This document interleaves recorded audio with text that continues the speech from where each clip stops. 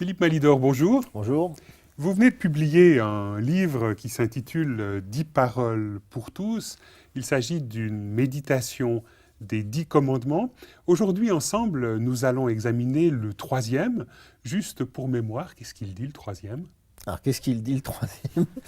Il dit, tu ne prendras pas le nom du Seigneur en vain. Alors ça, c'est la traduction courante. Habituelle, Voilà, oui. la Mais en traduction fait, habituelle. c'est plutôt tu n'utiliseras pas le nom de l'Éternel ton Dieu pour tromper. Voilà, alors ça, c'est une autre traduction qui est un peu moins courante, mais qui se Qui dit vaut. l'essentiel, à Alors votre sens. moi j'en ai trouvé une excellente dans une version anglaise. C'est « You shall not misuse the name of the Lord ». C'est-à-dire utiliser de travers, exploiter le nom de Dieu. Ce que vous avez rendu par annexé aussi. Oui, c'est ça, hein, annexer Dieu, hein, se le rallier, quoi, le récupérer, faire de la récup. Tu ne feras pas de la récup avec le nom de Dieu, ça serait une traduction pas mauvaise. Hein. Et c'est vrai que si on se plonge un peu dans le monde politique de ces 10 dernières années, on a vraiment l'impression que Dieu a été récupéré constamment par un peu de tous les bords. Alors là, c'est terrible, là, on en arrive à regretter l'époque marxiste. Hein. Au moins, eux, ils disaient qu'il n'existait pas, mais là, ça a été au contraire un combat de Dieu avec un X, ce qui est assez curieux parce que c'était le combat, enfin c'est toujours le combat de deux monothéismes, à savoir islam contre, on va dire, religion chrétienne pour faire simple. Le match Bush-Ben Laden, comme j'en parle dans le livre. Alors c'est évidemment très affligeant et ça a même quelque chose de ridicule parce que tout le monde dit il n'y a qu'un seul Dieu, mais c'est le mien qui est le bon. Hein, et on va se taper dessus. Et revendiquer des territoires au nom de son propre Dieu. Bah, voilà. Alors ça s'est vu aussi pendant la Réforme, puisque selon l'adage, un roi une fois, eh ben, Ius regio, ou ius ius religio, voilà, c'est ça. Hein, eh bien, si le roi était catho, la population était catho, et si tel prince était protestant, bah, toute la population était protestante aussi. Donc on l'a vu à Genève pendant la Réformation, les catholiques ont été obligés de dégager puisque Genève avait fait le choix de la Réforme, et puis réciproquement. C'est des conceptions qui nous paraissent étonnantes aujourd'hui d'ailleurs. Hein. Mais bon, qu'on retrouve quand même de manière très importante au niveau de la politique internationale. Donc là, pour vous, face à un tel usage du nom de Dieu, il y a véritablement un mésusage, il y a une annexion scandaleuse de la personne de Dieu. Oui, puis je dirais des deux côtés. Hein. Ce qui est grave, c'est peut-être pas de dire que l'autre est mauvais, parce que bon, ça c'est pas très difficile, on est tous mauvais. Hein. De toute façon, vu ce qu'est la nature humaine, ça, c'est guère contestable. C'est de dire l'autre est mauvais, donc je suis l'agent du bien. Ça c'est quand même entendu. Les termes de croisade, on les a entendus. Même si sur le plan américain, le terme de croisade... Croisade n'évoque pas tout à fait la même chose qu'en français. C'est pas tout à fait la même chose, hein, puisqu'on parle de croisade d'évangélisation qui n'ont rien d'agressif. De croisade contre la grippe ou de manière assez... Mais enfin, mais c'est vrai que le terme est chargé. Ils ont vu rouge, puis on peut les comprendre. Mais se prétendre l'agent du bien... sous-entendu ou pas sous-entendu d'ailleurs l'agent de Dieu pour punir les infidèles d'un côté ou de l'autre, bon là c'est quand même quelque chose d'incroyable. Alors je vous propose de réécouter ensemble le texte biblique. Tu n'utiliseras pas le nom de l'Éternel ton Dieu pour tromper, car l'Éternel ne laisse pas impuni celui qui utilise son nom pour tromper. Ce qui est important de mettre en avant, Philippe Malidor, c'est qu'on trouve cette version dans deux passages de l'Ancien Testament, à la fois dans le livre de l'Exode et en même temps dans le livre du Deutéronome. Oui, alors tout à fait. En fait, les 10 commandements ont été donnés 2 fois. Exode chapitre 20, Deutéronome chapitre 5. Alors un petit contexte historique, c'est que dans l'Exode, comme son nom l'indique, c'était au moment de l'Exode, c'est-à-dire la traversée du désert après la libération d'Égypte. Et le Deutéronome, c'est le contraire, c'est à la fin de la traversée du désert, presque 40 ans plus tard, on rappelle la loi avant l'entrée en terre promise. On rappelle ce viatique. Oui, ce viatique, exactement. Oui, tout à fait. Ce viatique qui permet quelque part de conduire son quotidien et d'avancer dans la vie de tous les jours avec ces 10 paroles. On redonne l'équipement, c'est un peu comme la gourde d'eau fraîche dans le désert, quoi. Voilà.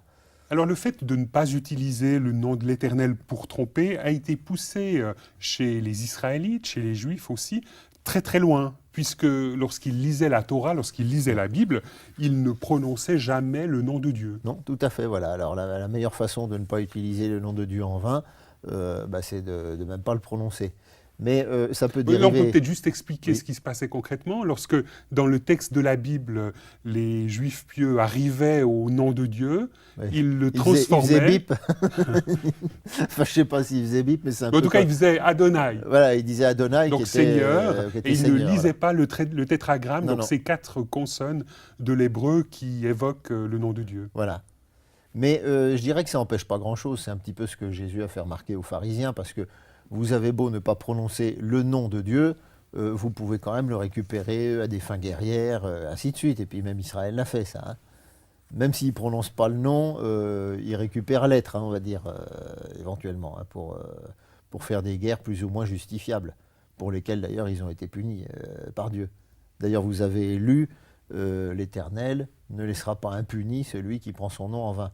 Autrement dit, celui qui se sert de lui pour faire des actions contestables. Donc il y aurait une sorte de chasse gardée de Dieu par rapport à son nom.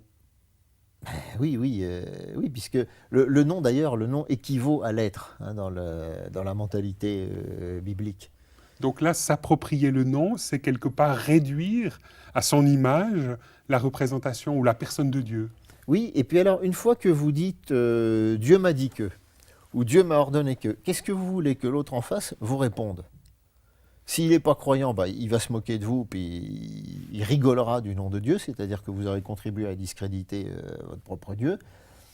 Et puis, si vous êtes croyant, vous dites, il a dit Dieu m'a dit que, puis de peur de blasphémer, vous allez dire Amen. Et c'est un petit peu ce qui se passe dans certaines églises, on va dire, autocéphales, où le pasteur fait la pluie et le beau temps, ramasse les sous des fidèles, et puis leur dit, Dieu m'a révélé que vous deviez faire ci, vous deviez faire ça, Oui, c'est une éventuellement... sorte de prise de pouvoir. Oui, tout à fait, tout à fait. C'est une usurpation, hein, c'est une usurpation. Mais en même temps, vous, dans votre livre, vous rattachez cette manière d'user en vain du nom de Dieu à une pratique assez quotidienne, c'est celle de certains jurons. Oui, voilà. Alors là, on a la version plutôt, qu'est-ce qu'il faudrait dire, un peu plus soft. Soft, je sais pas, disons anecdotique peut-être. Enfin bon, moi c'est effectivement quand j'étais petit, on m'a appris qu'il fallait pas jurer le nom de Dieu, puis je trouve c'est bien. Hein. C'est bien, puis en même temps c'est un peu... oui, c'est un peu anecdotique parce que Dieu, c'est le nom commun pour Dieu, c'est le théos grec. C'est même pas le nom de Dieu, en fait, Dieu. C'est un nom commun qu'on utilisait pour les dieux.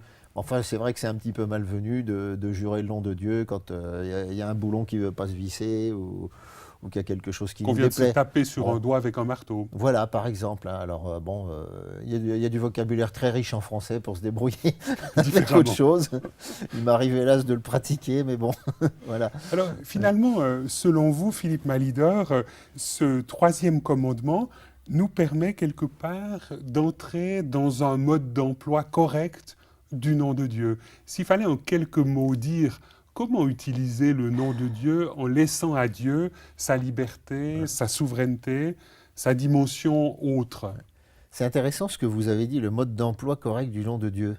Parce que je suis en train de me demander en vous écoutant, est-ce qu'on doit l'employer quoi hein, ou alors l'employer, je dirais, avec une modestie et toujours cette obsession de ne jamais l'enfermer dans ce que nous-mêmes disons.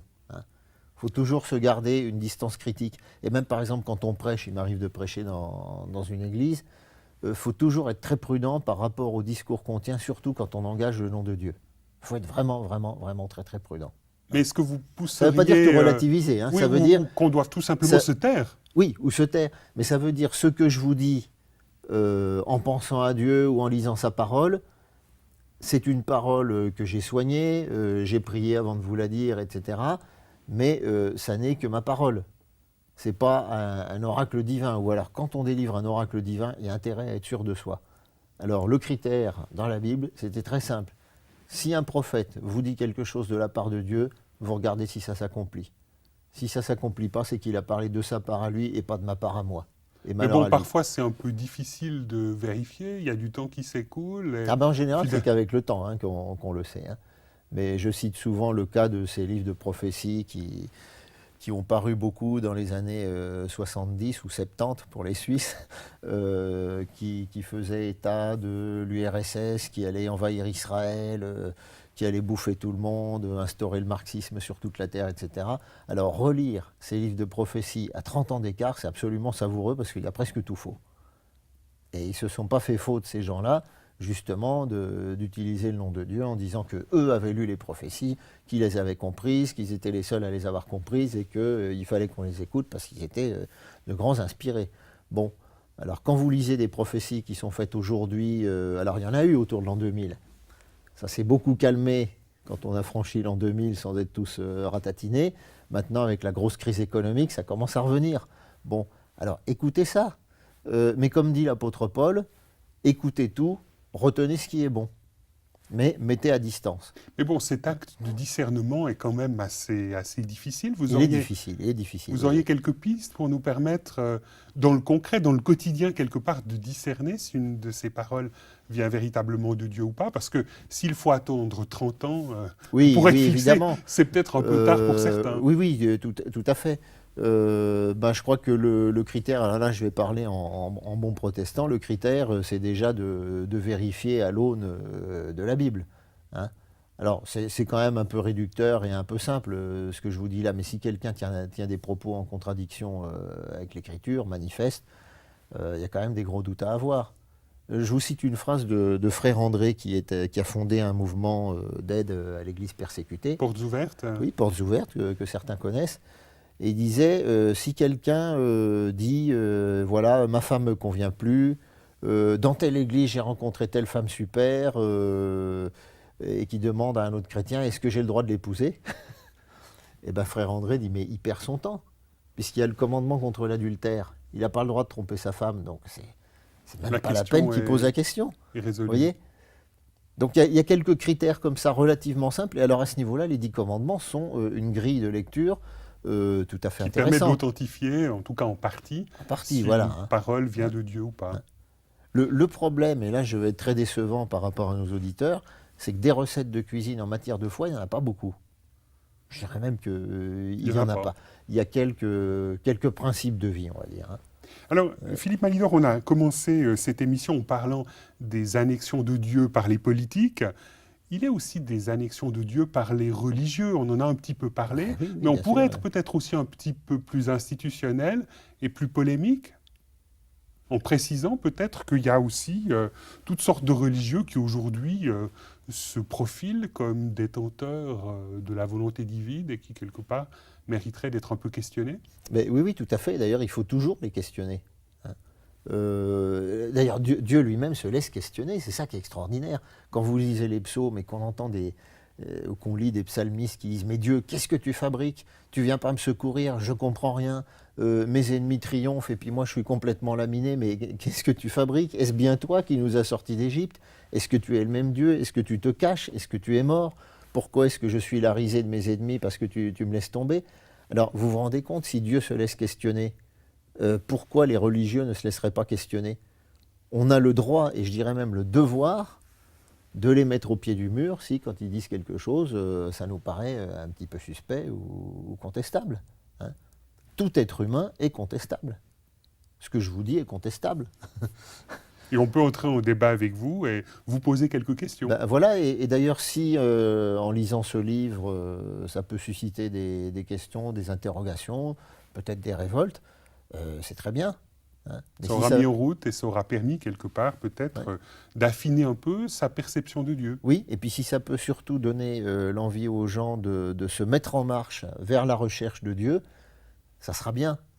Alors, trouver Dieu, c'est pas trouver Dieu comme, je sais pas, je trouve une pièce de 3 francs, enfin non, ça n'existe pas les pièces de 3 francs, une pièce de 2 une pièce de 2 francs par terre, vous voyez. Trouver Dieu, c'est de l'ordre de la rencontre, voilà.